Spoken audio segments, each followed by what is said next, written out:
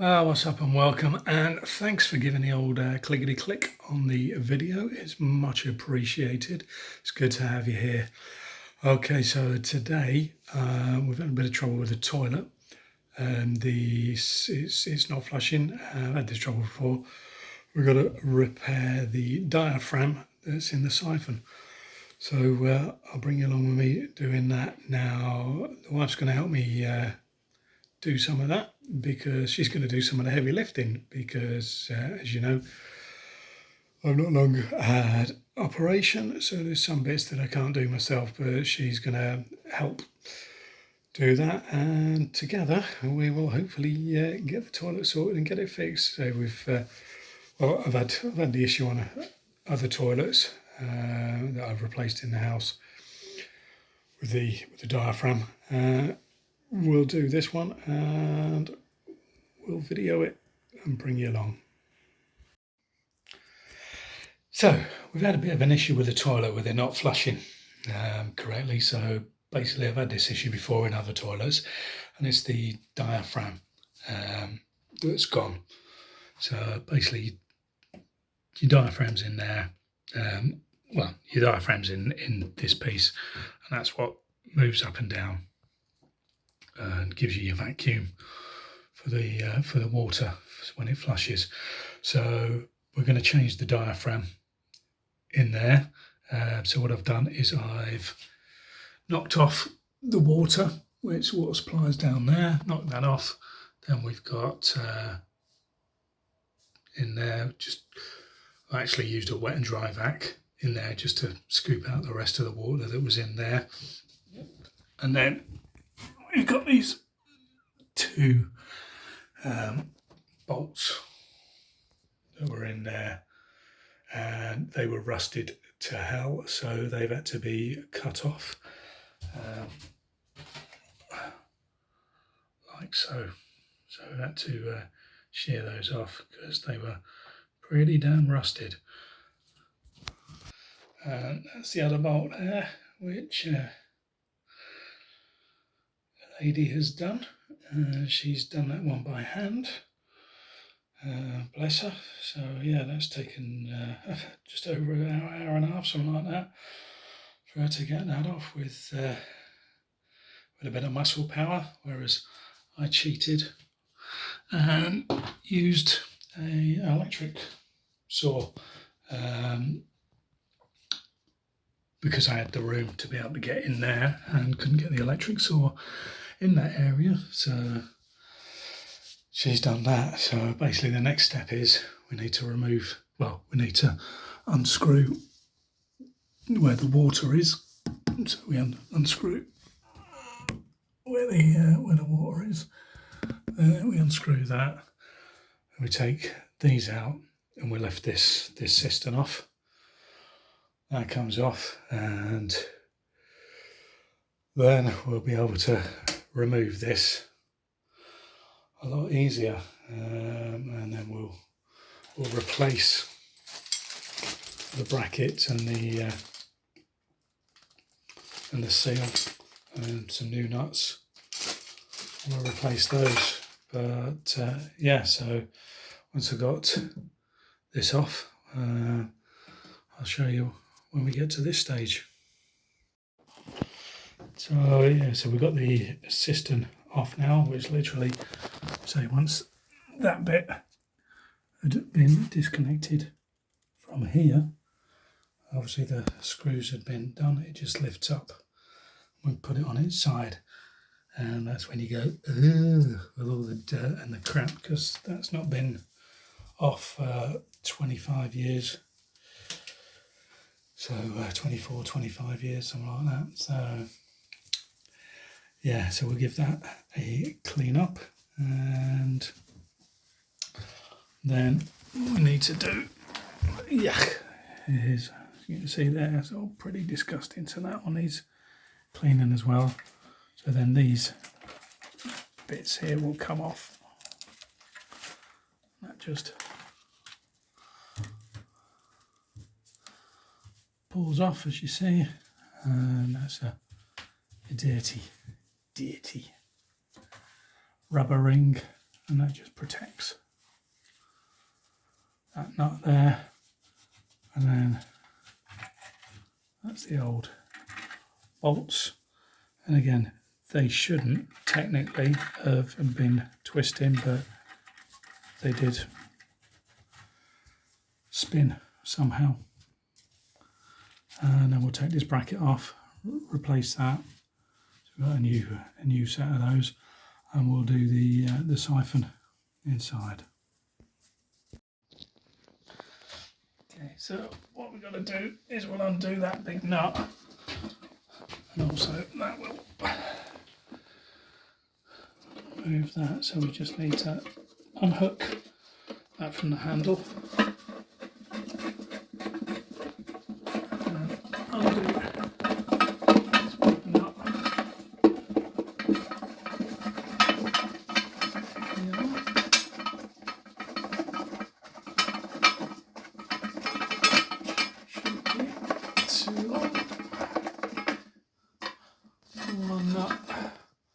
One metal bracket, and then this should just pull out nice and easy. He says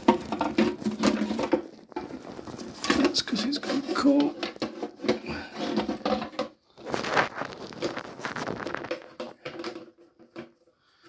So the issue is it's there, started to come away, as you can see.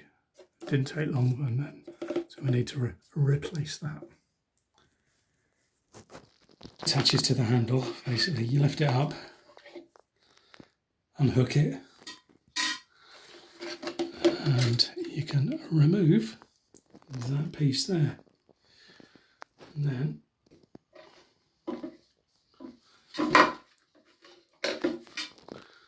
put that there, and then we'll remove the spring. Remembering which way it goes, I don't think it's that important, but I'll just put that somewhere safe. And then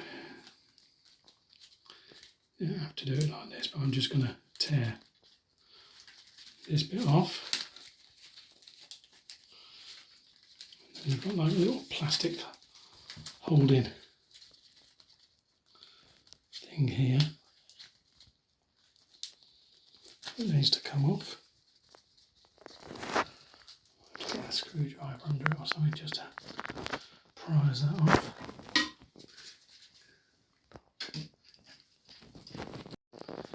So yeah, just get a little screwdriver or something under that and try not to break it. So remove it. It can be a little bit cack-handed and a little bit forceful, which we don't want, because we don't want to break it, because I've got another one. Probably is an easier way to do it, but I'm sure people out there will tell me I'm doing it wrong, and if I am, tell me how to do it right. So yeah, that comes off anyway. Again, I don't think that goes on a particular way around, and obviously you can see that there. And I'll now get the new one. So as you can see, I've got a new diaphragm there. If you can see that on the, there we go, yeah. So we'll place that on the hole there, and down there, push that down. Like so, and take our little holding washer, whatever it's called. You can see that's just held on like so. Try not to get my glove caught underneath it, because I don't want to go in there with it. Push that down, make sure it's secured at the bottom. It's nice and tight, which it is. And then we pick this bit back up.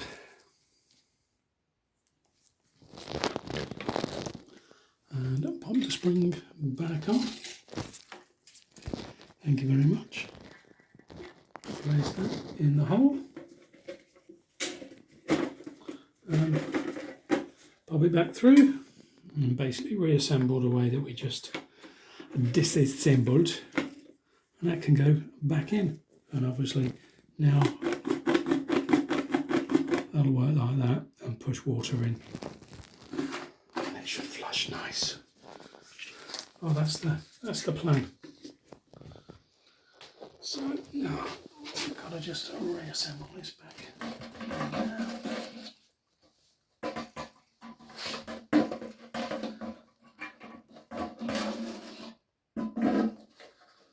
Like so. Reconnect that. And then we get our new brickety bracket. So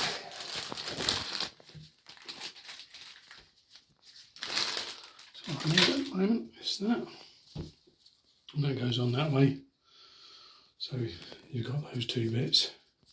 The indentations are going up against the back,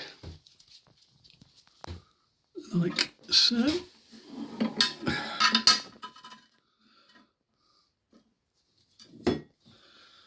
And then we've got our nut, which I'll just give that a little bit of a clean on the towel.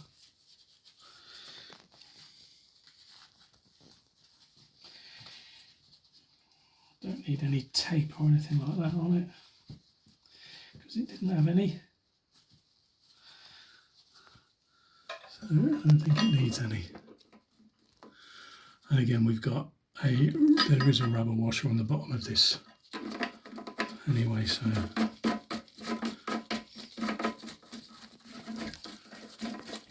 we then tighten this one up.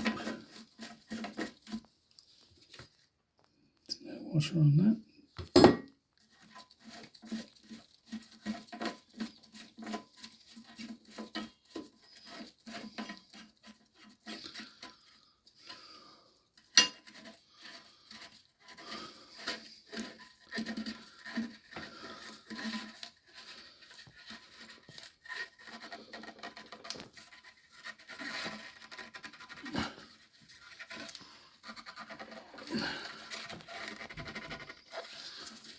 And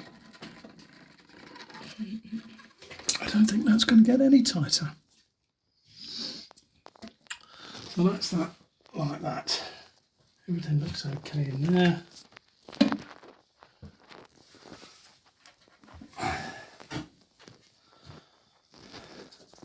Just need to level those up a little bit and make it look a bit more straight. Get that a little bit more tighter now. I think that's going to be good. And then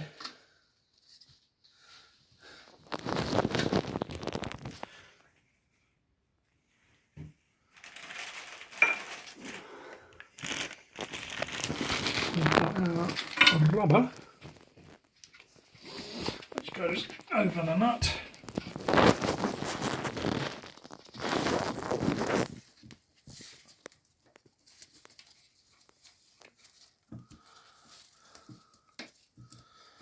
Like so. And we've got our 2 bolts.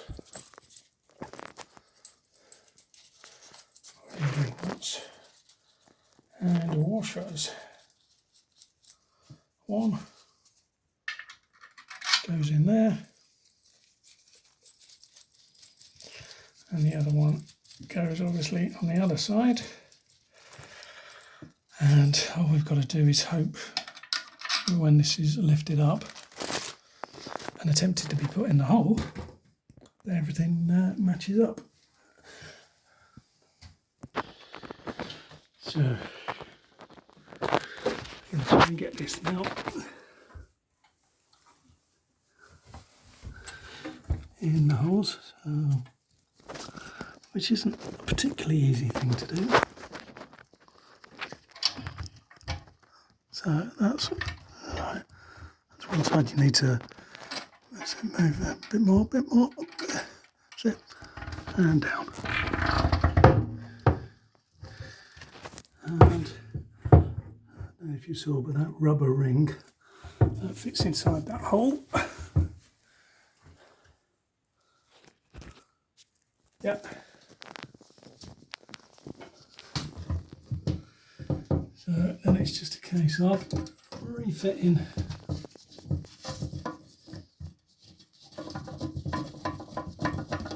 these screws, hopefully.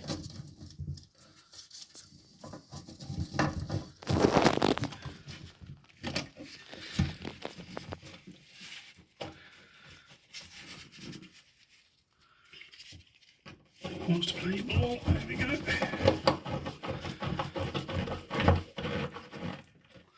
One's in nice and tight, or tweet. And then hopefully this one will do the same. Yeah. Wunderbar. Now I'm guessing I'm just going to try the lid just to make sure that it's on okay.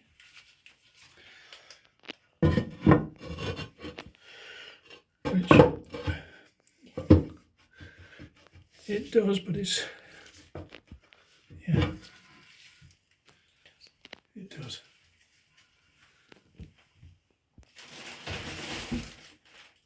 Now we're happy with that. And then just pop these wing nuts on the two screws, nuts, bolts that are hanging down from that bracket, and that will secure this to the toilet. And then the last job is connecting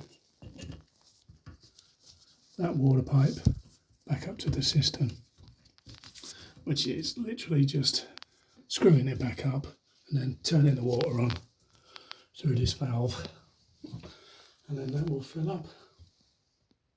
So now what we'll do is turn the water back on, but we turn it on very slowly, just in case we get a bit of a leak. We just turn it on from this little valve. Just a bloody screwdriver in there. Ooh. Yeah.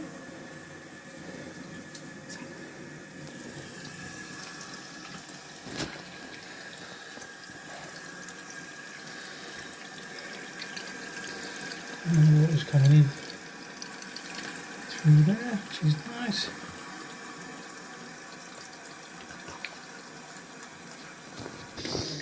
So that's now full of water.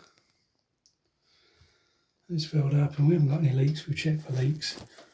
I put my bottles back in there, and that just basically saves on water usage.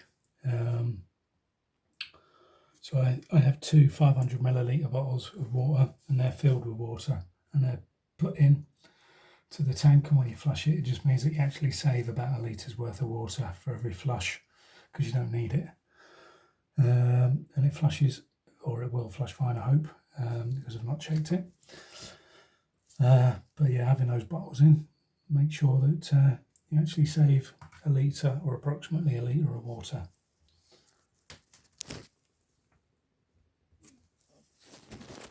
For some reason the camera went a bit funny there. So let's give it a flush and let's make sure it's all working. Perfect.